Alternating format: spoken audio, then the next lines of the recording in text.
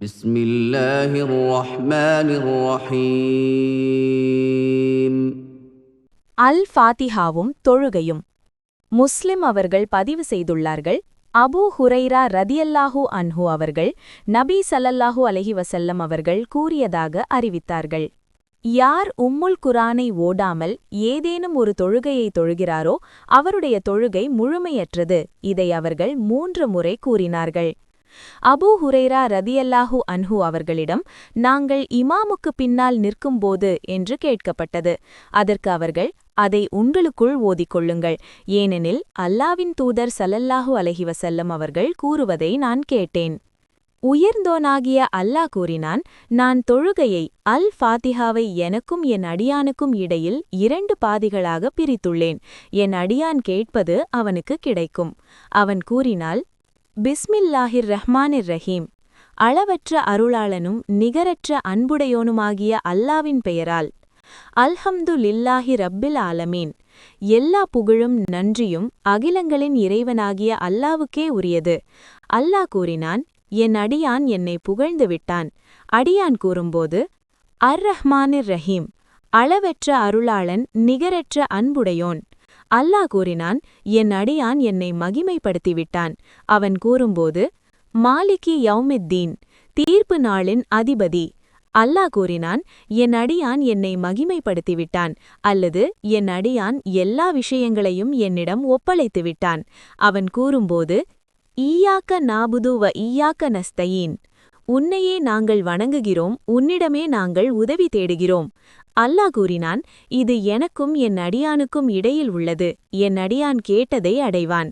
அவன் கூறும்போது, இஹ்தினா சிராத்தல் முஸ்தகீம், சிராத்தல்லதீன அனாம்த அலைஹிம், ஹைரில் மகுதூபி அலைஹிம் வலத்வால்லீன், எங்களை நேரான வழியில் நடத்துவாயாக. நீ யாருக்கு உன் அருளை வழங்கினாயோ அவர்களின் வழி, உன் கோபத்திற்கு ஆளானவர்களின் வழியுமல்ல, வழி தவறியவர்களின் வழியுமல்ல. அல்லாஹ் கூறினான், இது என் அடியானுக்குரியது. என் அடியான் கேட்டதை அடைவான். இவை அன்-நசாயி அவர்களின் வார்த்தைகளாகும்.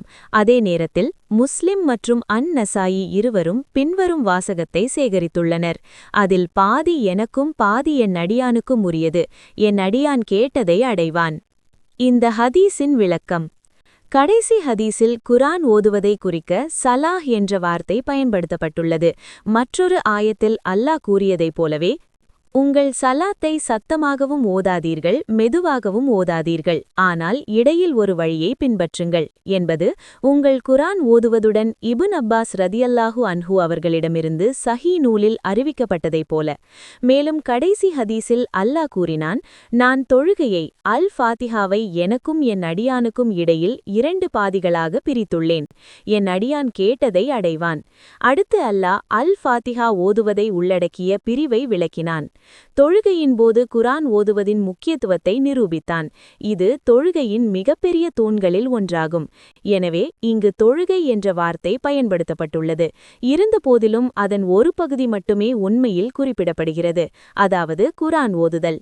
இதேபோல ஓதுதல் என்ற வார்த்தை தொழுகையை குறிக்கும் இடத்தில் பயன்படுத்தப்பட்டுள்ளது, அல்லாவின் கூற்றினால் நிரூபிக்கப்பட்டதைப் போல.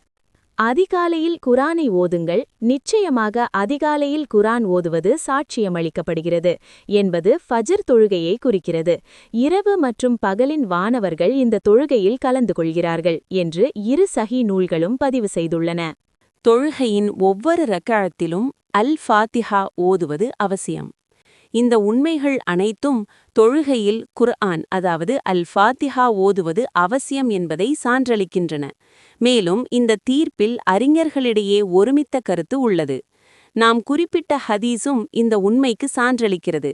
ஏனெனில் நபி ஸல்லல்லாஹு அலைஹி வஸல்லம் அவர்கள் கூறினார்கள், யார் உம்முல் குர்ஆனை ஓதாமல் ஏதேனும் ஒரு தொழுகையை தொழுகிறாரோ அவருடைய தொழுகை முழுமையற்றது. மேலும் 2 சஹீஹ் நூல்களும் உபாதா பின் அஸ்-சாமித் ரலியல்லாஹு அன்ஹு அவர்கள் அல்லாஹ்வின் தூதர் ஸல்லல்லாஹு அலைஹி வஸல்லம் அவர்கள் கூறியதாக அறிவித்ததை பதிவு செய்துள்ளன. வேதத்தின் திறவுகோலை ஓதாதவருக்கு தொழுகை இல்லை.